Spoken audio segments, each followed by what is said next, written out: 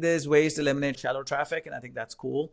But then there's also really ways to understand certain specific signals that you then stack and ignore. Your marketing, sales, and your CS operations will be vastly more relevant because everyone will have the same shared content.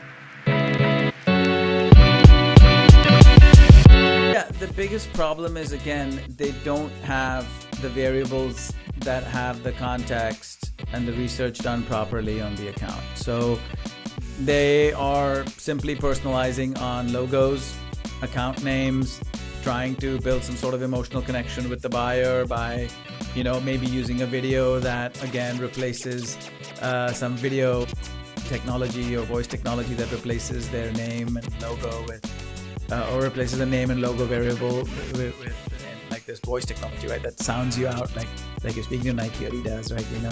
It sounds that out. And this type of personalization is honestly lame. Sorry to say it that way, but you're not doing ABM if all you're doing is slapping their logos and their names in spoken word or visually on their landing page. No, you should have done enough research on that account. In the age of AI, you can absolutely do this research at scale. Then define variables that take this research and put it on the page and talk about what you learned about the account. Hey, we know you use Shopify. Hey, we know you have a catalog that is a fast-moving catalog, and we know that merchandising this type of catalog requires certain algorithms, and here they are. We've built them, and they're relevant to you, Mr. Toy Company. Selling toys in Germany, right? So this type of ABM requires you to just do better account research, and then the rest of it is easy. Just pop it in the variables and pop it in the personalization system, and it'll update the website, right, with those variables. So I think when I audit these websites, I see ABM that's just my pitch, but thrown your company name and your company logo and possibly your lead name voiced out in a video, and then this is just, everyone knows that this is just lazy.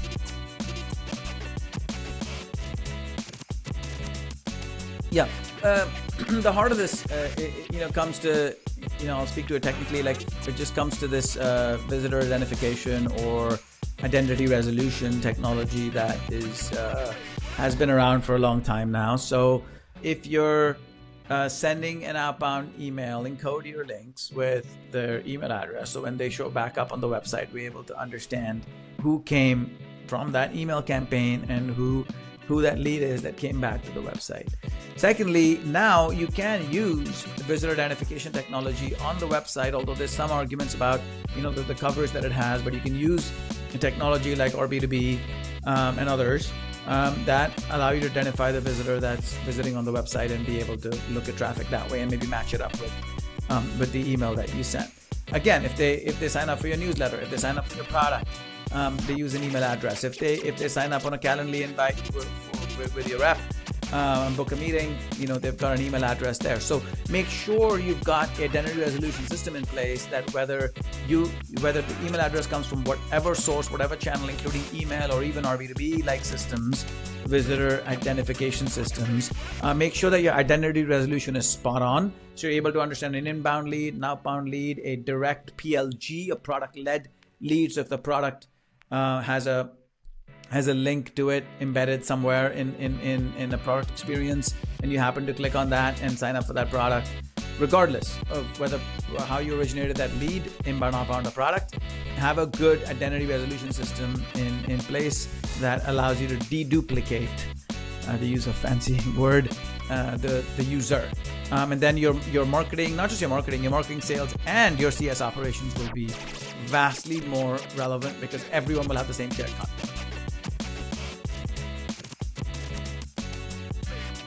Yeah, so listen to our customers that have a lot of traffic and a large bounce rate. So this happens on the internet. I mean, there's a lot of people that come to a website to look at one little quick thing and bounce, and or just happen to click around. So I think you can do simple things. Like you can look at session times or session page counts or time on session greater than X seconds.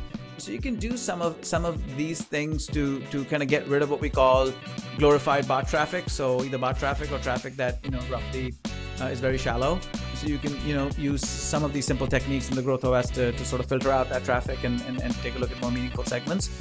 But also, I think the nature of the pages they're on matters, right? So if they're on pages that talk about your integrations, for example, if you've got integrations to other products and someone's looking at a HubSpot integration, understand that and then note that in an event and stack it as a signal.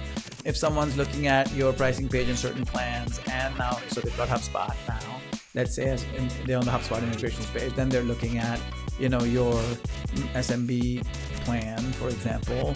Now you stack a couple of signals. Now they watched another one of your videos about your HubSpot integration for 5 minutes. I mean, that's a third signal. So I think there's ways to eliminate shallow traffic, and I think that's cool. But then there's also really ways to understand certain specific signals that you then stack and ignore a bunch of random page visits. And you've got the beginnings, again, of a proper segmentation system and an outreach timing system.